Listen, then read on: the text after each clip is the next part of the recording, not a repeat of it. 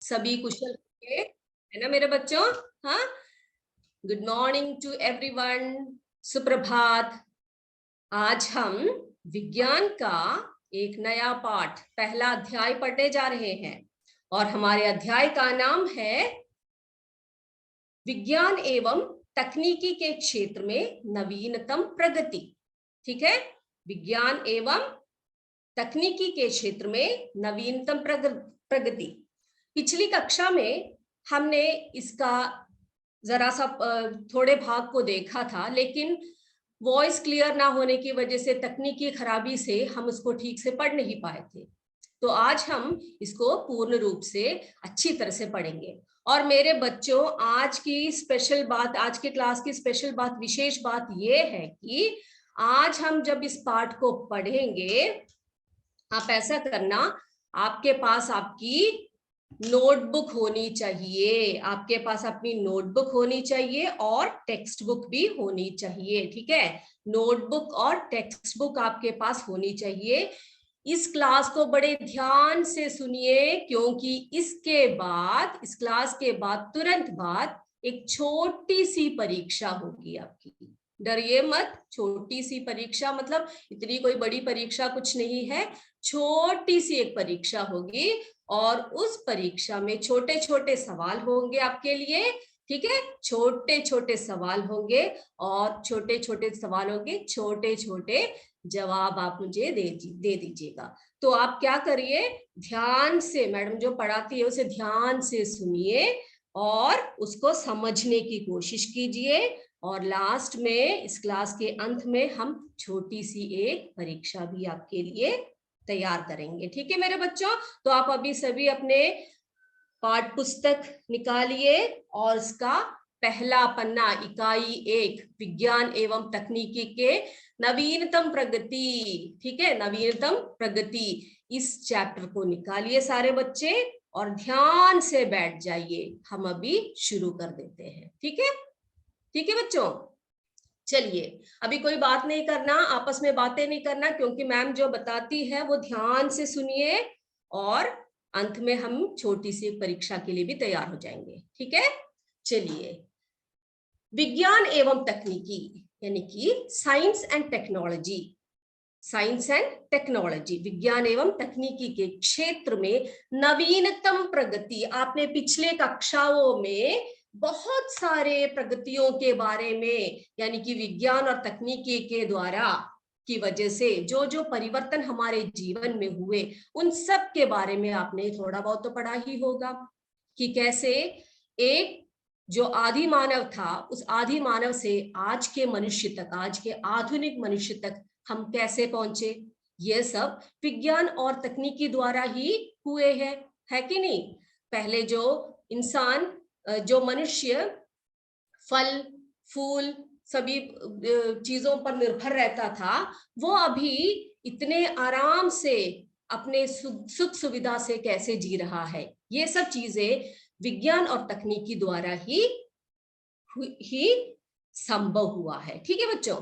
तो आज हम उसके नए नए प्रगति के बारे में, नवीनतम प्रगति के बारे में पढ़ेंगे, यानी कि विज्ञान और तकनीकी के क्षेत्र में जो नए नए न्यू टेक्नोलॉजीज आए, नई तकनीकियां जो आई, उसके बारे में आज हम चर्चा करेंगे। ठीक है, ठीक है मेरे बच्चों। तो विभिन्न क्षेत्रों एवं तकनीकी की नवीनतम प्रगति, जैसे संचार, संचार, संचार यानी संदेशों का आदान प्रदान, है ना? संचार के क्षेत्र में आज क्या क्या पढ़ेंगे हम लोग, क्या क्या पढ़ेंगे? यानी कि विज्ञान ने, तकनीकी ने जो नवीनतम प्रगति किया है, किस किस फील्ड में, यानी कि किस किस क्षेत्र में? संचार के क्षेत्र में, अंतरिक्ष के क्षेत्र में, रक्षा एवं प्रतिरक्षा, रक्षा एवं प्रतिरक्षा, है ना? हमारे देश, जो जिसे हम डिफेंस कहते हैं, डिफेंस, हमारे देश की रक्षा, हमारे देश के नागरिकों की रक्षा, इन सब में जो साइंस ने जो प्रगति लाए हैं उसके बारे में पढ़ेंगे। चिकित्सा के क्षेत्र में, ट्रीटमेंट के क्षेत्र में, है ना, चिकित्सा के क्षेत्र में नए नए आधुनिक जो चिकित्सा के जो उपलब्धियां हुई है हमें, जिससे हमें नए नए रोगों का निर्णय करना और उनमें उपयुक्त होने वाले उपकरणों की जानकारी जो हमें विज्ञान एवं तकनीकी द्वारा ही प्राप्त हुई है उसके बारे में पढ़ेंगे। कृषि में आए नए नए परिवर्तनों के बारे में पढ़ेंगे, कृषि में आए नए नए परिवर्तनों के बारे में पढ़ेंगे। परिवहन क्या है? परिवहन, परिवहन यानी यातायात, एक स्थल से दूसरे स्थान तक ले जाने की जो वस्तुएं हैं वो सब परिवहन में आते हैं, परिवहन के बारे में पढ़ेंगे, जो बैलगाड़ी से लेकर जेट तक पहुंच कर रुकी है आजकल, है ना। उद्योग, हमारे देश में कई उद्योग है जो पिछले कक्षाओं में आपने पढ़े होंगे उद्योग, उनमें जो नए नए तकनीकी आई उसके बारे में पढ़ेंगे। फिर विनिर्माण, विनिर्माण यानी कि बड़े बड़े दामों का निर्माण, बड़े बड़े बिल्डिंगों का निर्माण, उसमें जो साइंस और टेक्नोलॉजी जो आई है यानी कि विज्ञान और तकनीकी ने जो उन्नति की है उसके बारे में पढ़ेंगे। ऊर्जा के बारे में, व्यापार एवं वाणिज्य के क्षेत्र में, है ना, व्यापार एवं वाणिज्य के क्षेत्र में जो जो बदलाव आए उसके बारे में पढ़ेंगे। और शिक्षा में सूचना एवं संचार प्रौद्योगिकी, शिक्षा में जो नया परिवर्तन आया है, आज के युग में जो नया परिवर्तन आया है उसे हम शिक्षा में सूचना एवं संचार प्रौद्योगिकी, जिसे हम ICT बोलते हैं, उसके बारे में पढ़ेंगे। तथा ई गवर्नेंस के क्षेत्र में जो जो बदलाव आए हैं इन सभी के बारे में चर्चा करेंगे। लेकिन आज धीरे धीरे एक एक करते हुए हम पढ़ते जाएंगे। ठीक है बच्चों? ठीक है, अपनी पुस्तक देख लीजिए, किताब देखिए। जैसे कि आपने पिछली कक्षाओं में पढ़ा है कि कैसे विज्ञान और तकनीकी ने हमारे दैनिक जीवन को अत्यधिक प्रभावित किया है, हमारे दैनिक जीवन, रोजमर्रा की जिंदगी को कैसे हमारे विज्ञान ने क्या किया है, हाँ, प्रभावित किया है। हम बहुत बदल चुके हैं, है ना। इसी क्रम में हम विज्ञान एवं तकनीकी के विभिन्न क्षेत्रों में हुए, जैसे कि अभी हमने बताया, संचार के क्षेत्र में, अंतरिक्ष, रक्षा एवं प्रतिरक्षा, चिकित्सा, कृषि आदि, है ना। तो इन सब क्षेत्रों में हुए नवीनतम परिवर्तनों का भी अध्ययन करेंगे। ठीक है, इनके नए परिवर्तन, नवीनतम परिवर्तनों का अध्ययन करेंगे। विज्ञान अपने हर नए अनुसंधान के साथ दैनिक जीवन को सरल एवं उन्नत वातावरण को विकसित करने के लिए लगातार प्रयासरत रहा है। क्या कहा? यानी कि विज्ञान ने अपने हर नए अनुसंधान के साथ क्या किया है? दैनिक जीवन को, हमारे रोजमर्रा के जीवन को सरल एवं उन्नत वातावरण, सरल और ऊंचा वातावरण, बहुत ही मॉडर्न तरीके से उसे विकसित करने के लिए लगातार प्रयासरत रहा है ना। विज्ञान एवं तकनीकी के नित्य नए वैज्ञानिक शोध से संचार, शिक्षा, अंतरिक्ष, चिकित्सा, कृषि, परिवहन, उद्योग, ऊर्जा आदि के क्षेत्र में विभिन्न विस्तार एवं विकास हुए हैं, जैसे कि हमने बताया। तो ये इस चैप्टर का जो है, इस पाठ का जो है, यह इसका पहला आमुख है। ठीक है बच्चों, अब एक एक करते हुए हम पढ़ते जाते हैं। किसी भी नई तकनीक के उपयोग से मनुष्य की दिनचर्या तथा कार्यशैली में सुधार आता है। ठीक है, किसी भी तकनीक के उपयोग से मनुष्य की दिनचर्या तथा कार्यशैली में सुधार, ये तो आपको पता है, ये बहुत सारे उदाहरण आपके पास है कि नहीं, कि जैसे कि अब एक एक चीजें ले ले हम लोग, जैसे कि हम लोग खाना बनाने के लिए पहला चूल्हा का उपयोग करते थे, अभी हम गैस स्टोव का उपयोग करते हैं, इलेक्ट्रिक स्टोव का उपयोग करते हैं, है ना। पहले चिकित्सा के क्षेत्र में जैसे वैद्य हुआ करते थे, वो कुछ जड़ी बूटियां हमें काट कूट के या फिर उनका पीस के हमें दे देते थे, हम लोग पी लेते थे, लेकिन उन्हें वो लोग रोग का निर्णय ठीक से नहीं कर पाते थे। लेकिन आजकल बहुत बड़े बड़े अस्पताल हैं, अच्छे अच्छे डॉक्टर्स हैं, वो क्या करते हैं, हमें हमारे रोगों का निर्णय अच्छे अच्छे मशीनों द्वारा करते हैं कि इस जने को ये रोग है और इसके लिए हम क्या करेंगे, इसके लिए हम क्या क्या उपयोग कर सकते हैं। ठीक है। और फिर क्या, विद्या के क्षेत्र में बहुत परिवर्तन है, शिक्षा के क्षेत्र में, वो सब हम बातें करेंगे। तो एक एक करते करते हम एक एक क्षेत्र में क्या क्या परिवर्तन विज्ञान द्वारा हुए, ये सब हम पढ़ते जाते हैं। ठीक है, सबसे पहला जो क्षेत्र हम पढ़ने जा रहे हैं वो है संचार के क्षेत्र में। मेरे बच्चों, क्या है पहला जो हम पढ़ने जा रहे हैं, पहला जो सूचक है वो है संचार के क्षेत्र में। संचार के क्षेत्र में, संचार के क्षेत्र में देखते हैं संचार के क्षेत्र में क्या क्या बदलाव है। मेरे बच्चों, संचार का मतलब क्या है? संचार, संचार, जी हाँ, एक जगह से दूसरी जगह तक संदेश को पहुंचाना, इसे हम संचार कहते हैं। संचार की परिभाषा क्या है? एक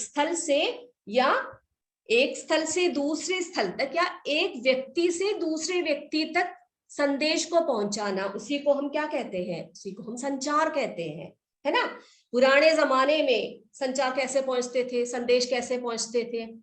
वे पशु पक्षी का इस्तेमाल करते थे। जैसे आपको पता है, कबूतरों को वो क्या करते थे, उनके पैरों में जो मैसेज है यानी कि जो संदेश है उसको बांध देते थे और उनको उड़ा देते थे। और वो क्या करते थे, वो जहां पर संदेश पहुंचाना है वहां पर पहुंचा देते थे। कभी कभी क्या होता था, वो पक्षी उड़ जाती और वो संदेश वहां पर नहीं मिल पाता, है ना। राजा महाराजाओं के पास क्या रहते थे, बड़े बड़े संदेश वाहक हुआ करते थे। वो घोड़ों का इस्तेमाल करते थे और बहुत दूर दूर जगह तक वो क्या करते थे, वो अपने घोड़ों में सवार होकर संदेश को पहुंचाया करते थे। लेकिन इसको पहुंचाते पहुंचाते उन्हें कई दिन, कई हफ्ते, कई महीने लग जाते थे, है ना। तो वो बहुत कठिन था, है ना, बहुत कठिन था। उसके बाद धीरे धीरे क्या हुआ, धीरे धीरे, हाँ, डाक का प्रचलन चला, है ना। डाक, जिसे हम पोस्ट कहते हैं, डाक, डाक का प्रचलन चला है, डाक का प्रचलन चला जिसे हम पोस्ट कहते हैं। जिससे चिट्ठियों के आदान प्रदान होने लगे। चिट्ठी लिखो और जिनको भेजना है उनका एड्रेस वहां पर लिख दो, और कई दिनों में वो दूसरी जगह पर पहुंच जाता था। लेकिन इसमें भी क्या था कि काफी समय लग जाता था, काफी समय लग जाता था। ठीक है मेरे बच्चों, हाँ। तो जो है संचार, किताब में देखिए, संचार मानव की प्रगति के लिए अति महत्वपूर्ण है ना। संचार मानव की प्रगति के लिए अति महत्वपूर्ण है क्योंकि संचार के क्षेत्र में टेलीफोन, टेलीविजन, कंप्यूटर, इलेक्ट्रॉनिक डाक सेवा, जिसे हम ईमेल कहते हैं मेरे बच्चों, इलेक्ट्रॉनिक डाक सेवा, जिसे हम क्या कहते हैं अंग्रेजी में, ईमेल कहते हैं, और इंटरनेट का प्रयोग जनसंचार के क्षेत्र में क्रांति के रूप में आए। आपको पता है आजकल संचार के क्षेत्र में क्या क्या है, टेलीफोन आ गए, टेलीविजन आ गए, कंप्यूटर, इलेक्ट्रॉनिक डाक सेवा जिसे हम ईमेल कहते हैं, और इंटरनेट का प्रयोग जनसंचार के क्षेत्र में क्रांति के रूप में आए। फिर कंप्यूटर के आविष्कार के बाद संचार के क्षेत्र में नित नए आयाम स्थापित हो रहे हैं। कंप्यूटर के आविष्कार के बाद इतने संचार के माध्यम है आपके पास कि आप किसी का भी उपयोग कर सकते हैं, है ना।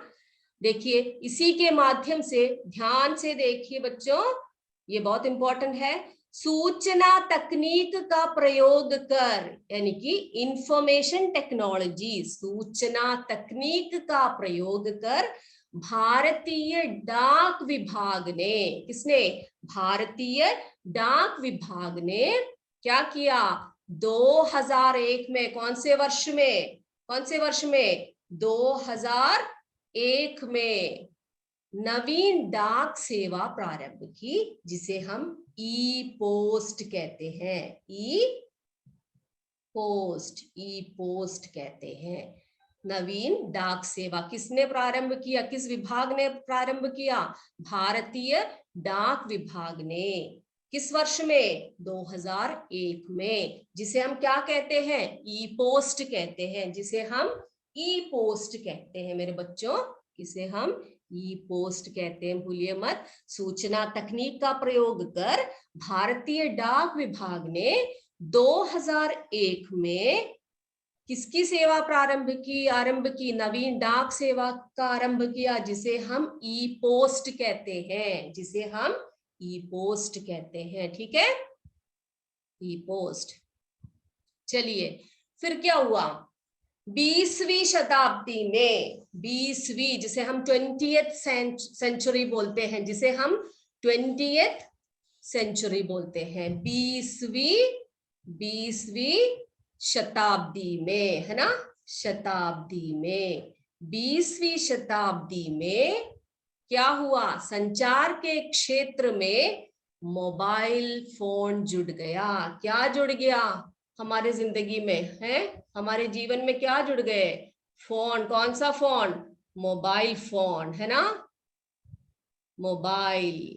मोबाइल फोन जुड़ गए। कौन सी शताब्दी में मेरे बच्चों? हाँ, कौन सी शताब्दी में? 20वीं शताब्दी में। पहले टेलीफोन का उपयोग करते थे, टेलीफोन का जो है आविष्कार हो चुका था, है ना, उससे पहले टेलीफोन आप जरा अपना वॉइस म्यूट कर दीजिए। अध्यापक लोग प्लीज ध्यान दीजिए, आपको कुछ पूछना है, थोड़ी देर बाद पूछ लीजिए, ठीक है अच्छे बच्चे? जो भी है, 20वीं शताब्दी में संचार के क्षेत्र में मोबाइल फोन जुड़ गए। उससे पहले टेलीफोन हुआ करते थे, जो तार से जुड़े होते थे, है ना, तो हम एक जगह पर बैठकर ही बात कर सकते थे, लेकिन दूर दूर तक हम लोग मिनटों में या सेकंडों में बात कर सकते थे, अपना संदेश को भेज सकते थे। लेकिन 20वीं शताब्दी में संचार के क्षेत्र में मोबाइल फोन जुड़ गया। ठीक है, मोबाइल फोन तकनीक अत्यंत प्रभावशाली होकर उपग्रह के माध्यम से मानव के साथ जुड़ गया। कैसे जुड़ गया? अत्यंत प्रभावशाली होकर किससे जुड़ गए? किससे जुड़ गए? हमारे जीवन से, मानव जीवन के साथ जुड़ गए, है ना, मोबाइल फोन। कौन सी शताब्दी में? 20वीं शताब्दी में। ठीक है, फिर 21वीं शताब्दी आई। 21वीं शताब्दी, 21वीं शताब्दी में क्या हुआ? क्या हुआ? नई नई तकनीकों से सुसज्जित होकर, नए नए तकनीकों, न्यू टेक्नोलॉजी से सुसज्जित होकर क्या आ गए? मोबाइल फोन को थोड़ा और सुसज्जित कर दिया नए टेक्नोलॉजी के साथ, और हम अब उसे स्मार्ट मोबाइल कहने लगे, है ना, स्मार्टफोन कहने लगे, स्मार्ट मोबाइल कहने लगे। ठीक है, स्मार्टफोन कहने लगे हम उसको, है कि नहीं? तो 20वीं शताब्दी में संचार के क्षेत्र में मोबाइल फोन जुड़ गए। उसके बाद मोबाइल फोन को क्या किया? उपग्रह के माध्यम से, सैटेलाइट के माध्यम से और प्रभावशाली कर दिया।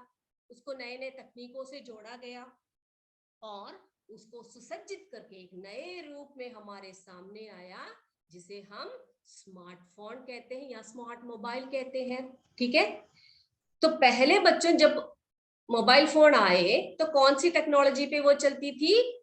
वो चलती थी जिसे हम कहते हैं GPRS, इस टेक्नोलॉजी में चलती थी। फिर उसके बाद क्या आया? 2G। ठीक है, 2G जिसे हम सेकेंड जनरेशन इंटरनेट कहते हैं। सेकेंड जनरेशन ये जुड़ गया उनके साथ, इस टेक्नोलॉजी के साथ चलता था 2G, सेकेंड जनरेशन। उसके बाद क्या आया? 3G मेरे बच्चों बताइए क्या है? Third generation. ये देखिए, देखा, 3G थर्ड जनरेशन, जिसे हम थर्ड जनरेशन कहते हैं। एवं 4G यहां पर भी रुका नहीं, 4G जिसे हम फोर्थ जनरेशन कहते हैं। ध्यान से देखिए, 3G जब आया फोन, मोबाइल फोन, उसको हम क्या कहेंगे? कौन सी टेक्नोलॉजी पे चलती थी वो? GPRS की टेक्नोलॉजी पर चलती थी। थोड़ा और सुसज्जित हुआ, थोड़ा और तकनीकी का उपयोग हुआ, फिर 2G के टेक्नोलॉजी से वो चलने लगा, तकनीकी से चलने लगा। फिर 3G के टेक्नोलॉजी से चलने लगा, जिसे हम थर्ड जनरेशन कहते हैं। थर्ड जनरेशन मोबाइल या थर्ड जनरेशन इंटरनेट के सहायता से चलती थी वो, है ना। फिर 4G का जमाना आया, 4G।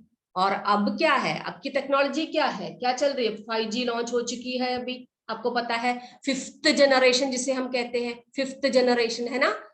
ठीक है, 5th जनरेशन। तो 4G, 2G, 3G यानी कि second generation, third generation, 4G fourth generation और 5G फिफ्थ जनरेशन। ठीक है, फिर उसके बाद क्या है मेरे बच्चों, संचार के क्षेत्र में वीडियो कॉन्फ्रेंसिंग। आपको पता है एक जगह से दूसरी जगह आप अपने फेस को देखते हुए, अपने दोस्तों को देखते हुए, है ना, अध्यापकों को देखते हुए उनसे बातचीत कर सकते हैं, उसे वीडियो कॉन्फ्रेंसिंग कहेंगे। फिर वाईफाई आई, है ना, वायरलेस फाइडेलिटी, जिसे हम वायरलेस फाइडेलिटी बोलते हैं, वाईफाई है कि नहीं मेरे बच्चों। वाईफाई आपको पता होगा, वाईफाई का पूर्ण रूप क्या है, वायरलेस फाइडेलिटी।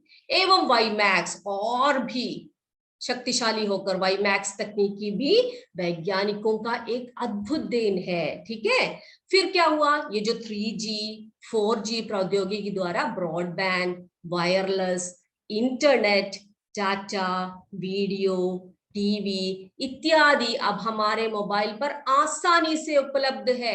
बिना किसी बाधा के हम क्या कर सकते हैं, वीडियो क्लिपिंग का मनोरंजन ले सकते हैं, वीडियो क्लिपिंग का मनोरंजन ले सकते हैं। ठीक है, कहीं पर भी बैठ जाओ, अपने टीवी पर कोई फिल्म लगा दो या फिर कोई गाना लगा दो, कुछ भी संभव है 3G 4G और 5G द्वारा।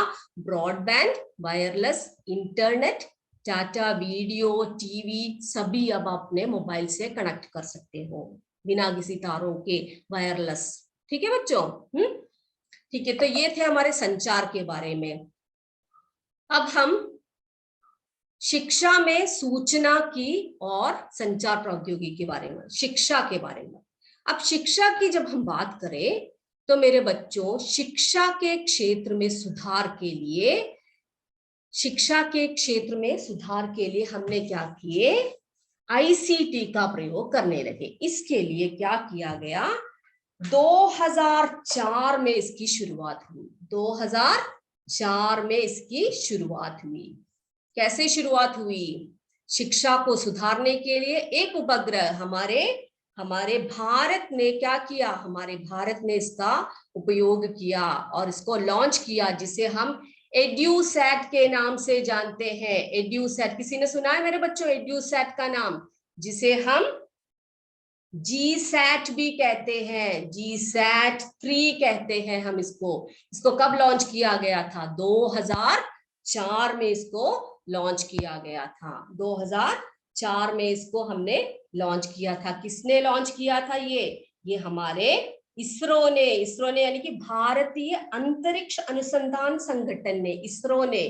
ठीक है, इसरो या ISRO भी कहते हैं, ISRO। ठीक है, इनके वैज्ञानिकों ने भारत का पहला शैक्षिक उपग्रह लॉन्च किया। कौन से वर्ष में, 2004 में किया, जिससे कि शिक्षा के स्तर को सुधारने के लिए किया गया। तो आईसीटी क्या है, आईसीटी यानी कि इंफॉर्मेशन एंड कम्युनिकेशन टेक्नोलॉजी, जिसे शिक्षा के क्षेत्र में सुधार के लिए किया गया। ठीक है बच्चों, तो आज हम क्या करते हैं मेरे बच्चों, बस इतना ही। अब छोटा सा एक टेस्ट पेपर हम लोग शुरू कर देते हैं। ठीक है बच्चों, सभी अपने पेपर या अपनी नोटबुक लेकर तैयार हो जाइए। सारे बच्चे, छोटे छोटे क्वेश्चंस होंगे, आप आराम से उनके आंसर्स दे दीजिए। ठीक है, तो शिक्षा के क्षेत्र में आईसीटी का उपयोग किया। आईसीटी क्या है, सूचना और संचार प्रौद्योगिकी। ठीक है, इस आईसीटी को किस लिए प्रयुक्त किया जाता है, शिक्षा के क्षेत्र में सुधार के लिए। और इसके शुरुआत कब हुई, 2004 में एड्यूसैट नाम के एक उपग्रह को लॉन्च करते हुए। एड्यूसैट को कब लॉन्च किया गया, 2004 में। ठीक है, चलो अब सभी अपनी पुस्तकें निकालकर तैयार हो जाओ। ठीक है, नोटबुक निकालकर तैयार हो जाओ मेरे बच्चों। हाँ, चले अब हम देखते हैं थोड़े से प्रश्न। ठीक है, थोड़े से प्रश्न देख लेते हैं हम लोग। चलिए, आप सभी अपने नोटबुक पे क्या कर दीजिए, लिख दीजिए। जो एक प्रश्न पूछा जाएगा, उस प्रश्न का उत्तर आप क्या करेंगे, उस प्रश्न का उत्तर आप अपनी नोटबुक पे लिख दीजिएगा। ठीक है, चलो बच्चों, ये है हमारा पहला प्रश्न। ये हमारा पहला प्रश्न है। देखिए क्या है हमारा प्रश्न। संचार के क्षेत्र में, ये पूरा लिखने की जरूरत नहीं है आपको, ठीक है, सिर्फ इसका आंसर दीजिएगा। अपने नोटबुक में लिखिए, अभी कुछ मत बोलिए, लास्ट में इसका आंसर मैं बताऊंगी आपको, इसका उत्तर मैं बताऊंगी आपको। संचार के क्षेत्र में कौन सी शताब्दी में मोबाइल फोन का प्रचलन हुआ? संचार के क्षेत्र में, हाँ, कौन सी शताब्दी में? 30वीं शताब्दी। यस, 30वीं शताब्दी। क्या बच्चे? 30वीं। बहुत अच्छे, बहुत अच्छे, लेकिन अभी आपको आंसर नहीं बताना, ठीक है बच्चे? हाँ, पहले आप अपने नोटबुक पे लिख दीजिए, जो आपको आता है आंसर वो आपके नोटबुक पे लिखिए, ठीक है? उसके बाद हम इसका आंसर आपको बोलेंगे, फिर आप अपने नोटबुक पे टिक कर दीजिए कि कितने आपके सही उत्तर आ रहे हैं, ठीक है बच्चों? हाँ, बहुत अच्छे। तो संचार के क्षेत्र में कौन सी शताब्दी में मोबाइल फोन का प्रचलन हुआ? ये हमारा पहला सवाल है। 19वीं शताब्दी, 20वीं शताब्दी, 13वीं शताब्दी, 21वीं शताब्दी। 4 ऑप्शन आपको दिए गए हैं। पहला 19वीं शताब्दी, दूसरा 20वीं शताब्दी, तीसरा 13वीं शताब्दी और चौथा जो है 21वीं शताब्दी। ठीक है, आपने इसका आंसर नोट कर लिया होगा सभी ने। दिखाइए मत किसी को भी, आप अपना आंसर अपने पास रखिए। अच्छे और अच्छा बच्चों, अब दूसरा जो प्रश्न है वो है, दूसरा प्रश्न देखिए, दूसरा प्रश्न है, सूचना तकनीक का प्रयोग कर भारतीय डाक विभाग ने किस वर्ष में ई पोस्ट की सेवा प्रारंभ की? सूचना तकनीक का प्रयोग कर भारतीय डाक विभाग ने किस वर्ष में ई पोस्ट की सेवा आरंभ की? 2001। बच्चे इस तरह से आंसर्स मत बोलिए, आप अपने माइक ऑफ कर दीजिए, ठीक है? 2005 पहला ऑप्शन है, दूसरा है 2003, तीसरा 2001 और चौथा है 2006। अब इन 4 ऑप्शन में से आप एक ऑप्शन जो सही है अपने नोटबुक पे लिख दीजिए सभी, ठीक है? ठीक है, अब तीसरा जो सवाल है, थर्ड क्वेश्चन ये रहा आपके लिए। ये देखिए, ये तीसरा सवाल है, एड्यूसैट को किस वर्ष में लॉन्च किया गया था? एड्यूसैट किस वर्ष को लॉन्च किया गया था? 2002, 2004, 2008, 2007। एड्यूसैट को किस वर्ष लॉन्च किया गया था? जो हमने बोला शिक्षा के लिए है ना, सैटेलाइट जो शिक्षा के लिए एड्यूसैट, उसको किस वर्ष लॉन्च किया गया था? 2002, 2004, 2008 और 2007। ये था हमारा तीसरा प्रश्न। अब चौथा प्रश्न है आपका, क्या है चौथा प्रश्न? किस क्षेत्र के स्तर को सुधारने के लिए आईसीटी की योजना शुरू की गई? किस क्षेत्र के स्तर को सुधारने के लिए आईसीटी की योजना शुरू की? कौन से क्षेत्र को सुधारने के लिए? लिखिए जो भी आपका आंसर है, कृषि के क्षेत्र में, चिकित्सा के क्षेत्र में, उद्योग के क्षेत्र में या शिक्षा के क्षेत्र में? किस क्षेत्र के स्तर को सुधारने के लिए आईसीटी की योजना शुरू की? कृषि के क्षेत्र में, चिकित्सा के क्षेत्र में, उद्योग के क्षेत्र में या शिक्षा के क्षेत्र में? ठीक है, आपने अपना आंसर लिख लिया होगा, ठीक है? अब लास्ट क्वेश्चन, हमारा जो लास्ट आखिरी सवाल है वो ये है। क्या है वो सवाल? निम्नलिखित में किसे 4th जनरेशन टेक्नोलॉजी कहते हैं? ध्यान से सुनिए, 4th जनरेशन 3G है, 2G है, 4G है या 5G है? ठीक है, 4th जनरेशन टेक्नोलॉजी किसे कहते हैं? 3G को कहते हैं, 2G को कहते हैं, 4G को कहते हैं, 5G को कहते हैं? बहुत ही आसान सवाल है ना? जिन बच्चों ने आज की क्लास जो है ध्यान से पढ़ी होगी, ध्यान से सुनी होगी, वो सभी इन सब उत्तरों का, इन सभी प्रश्नों का उत्तर आसानी से दे पाएंगे। और मुझे उम्मीद है कि मेरे सारे बच्चों ने इन सब के आंसर्स सही किए होंगे। चलिए हम अभी इन सब के उत्तर आपको देते हैं, ठीक है। आप अपने नोटबुक में टिक कर दीजिए, नोटबुक में टिक कर दीजिए जिन्होंने सही उत्तर दिए, 1 नंबर दे दीजिए उसको, ठीक है। संचार के क्षेत्र में कौन सी शताब्दी में मोबाइल फोन का प्रचलन हुआ? मोबाइल फोन का प्रचलन जो है 20वीं शताब्दी में हुआ। कौन सी शताब्दी में हुआ? 20वीं शताब्दी में, 20वीं शताब्दी में। वेरी गुड, वेरी गुड, है ना। अब दूसरा प्रश्न क्या था हमारा? सूचना तकनीक का प्रयोग कर भारतीय डाक विभाग ने किस वर्ष में ई पोस्ट की सेवा प्रारंभ की? 2001। 2001, वेरी गुड, 2001 में प्रारंभ की। मेरे बच्चों ने अच्छे से पढ़ रखा है ये सब, है ना। अब तीसरा जो सवाल था हमारा क्या था? एड्यूसैट को किस वर्ष को लॉन्च किया गया? एड्यूसैट 2004। 2004 में जो है एड्यूसैट जो शैक्षिक उपग्रह है उसका लॉन्च किया गया 2004 में एड्यूसैट, ठीक है। अब जो हमारा चौथा सवाल है, चौथा प्रश्न है वो क्या है? किस क्षेत्र के स्तर को सुधारने के लिए आईसीटी की योजना शिक्षा।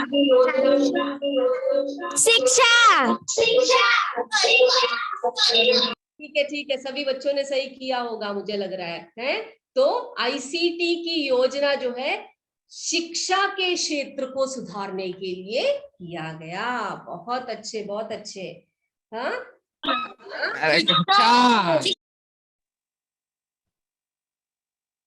निम्नलिखित में किसे 4th जनरेशन टेक्नोलॉजी कहते हैं? किसे कहते हैं? किसे कहते? 3G, 2G, 4G, 5G? 4G, 4G, है ना। तो निम्नलिखित में से 4th जनरेशन टेक्नोलॉजी जो है वो 4G है। 3G 3rd generation, 2G 2nd generation, 4G 4th generation और 5G 5th जनरेशन। मेरे प्यारे बच्चों, आज सबने बहुत अच्छे से पढ़ा है। इसी तरह से रोज हम पढ़ेंगे और अंत में छोटा सा टेस्ट करेंगे, उसमें आप देखेंगे कि आप कैसे अच्छे से पढ़ पाते हो, है ना, अच्छे अच्छे नंबर ला पाते हो। तो मेरे बच्चों, सभी कितने बच्चों को 5 में से 5 मिले?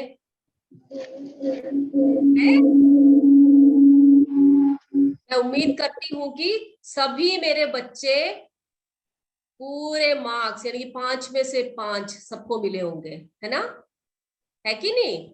अच्छा, तो इसी के साथ आज हम अपनी कक्षा समाप्त करते हैं। अगली बार फिर मिलेंगे ये कहते हुए कि जय विद्याशक्ति, जय हिंद, जय भारत। धन्यवाद बच्चों।